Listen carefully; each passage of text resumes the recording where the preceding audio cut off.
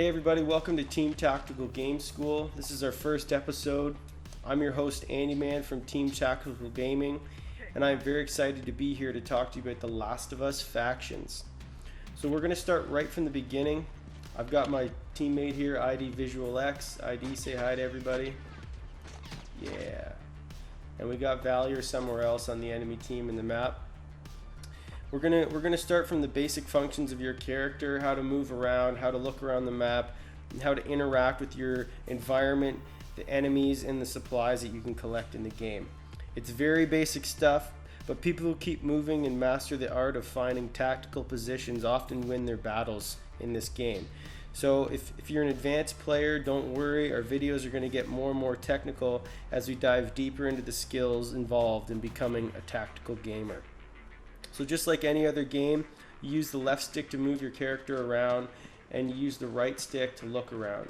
And those work in conjunction with holding L1 to aim your weapon and pushing R1 to shoot. The next button we're going to talk about is triangle. Triangle allows you to interact with a lot of stuff in the game. So for example, this supply box here, I push triangle, that's going to open that up. And then you push triangle again and your character is going to grab them.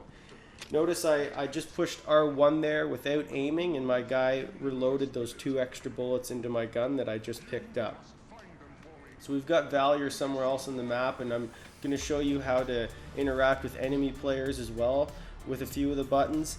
And first thing we're going to do though is I'm going to sprint to this pop machine here, and we're going to climb up, and I'm going to get a good look out so I can have a good idea of where Valier is. So the way that you sprint is you hold L2, and then you hold X to leap over obstacles and to climb. So we're going to do that right now. I'm going to hold L2 and jump over these sandbags with X, and then I'm going to push X again. I'm going to climb up here. Now notice my player makes a lot of grunting sounds when he's climbing there. That's something that will reveal your location to the enemy, and it will also, when you're climbing, give enemy characters a chance to shoot your player while they're a little bit vulnerable during that climb. So it's not something you really want to do when you're being shot at, because good players with a good aim, they can take you down for sure. So I'm up here, I've got a good vantage of the map, but I can't find Valier. I'm going to crouch behind cover here by pushing circle, and I'm going to hold R2, which is my listen mode. And there I can see that there's an enemy player right there. Notice he's different from my teammate. My teammate ID, he's yellow. He glows yellow. Enemy players will glow gray or red if you've marked them. So I'm going to stand up here. There's Valier.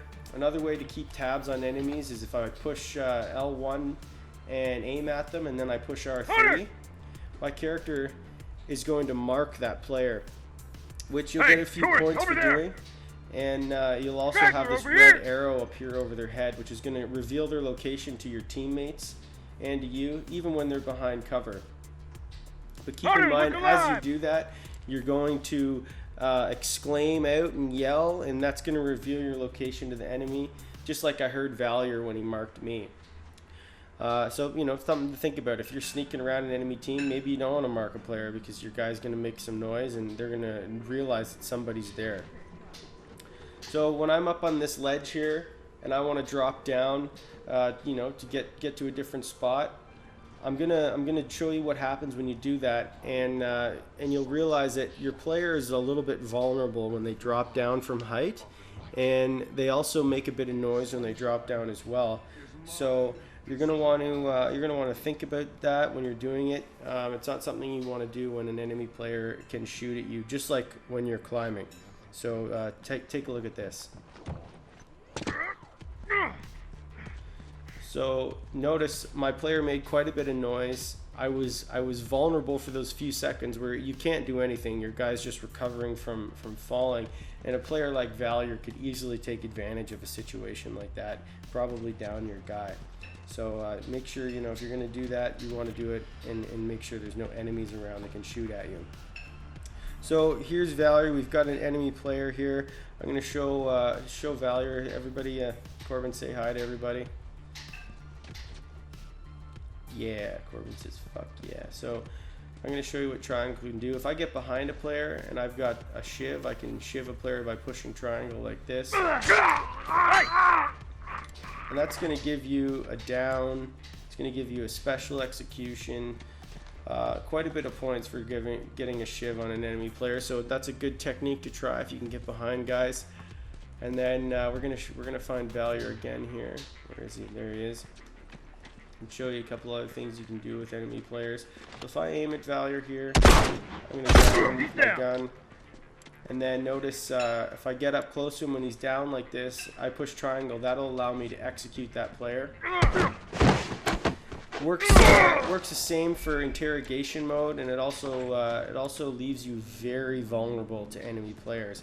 That sequence where I kicked him over and shot him, you can't move your guy when that's happening. So that's something you don't want to do if there's enemy players around.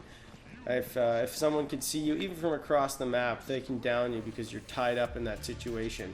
I'll just push R1 again. Notice my player, he's going to reload his gun, tapping R1.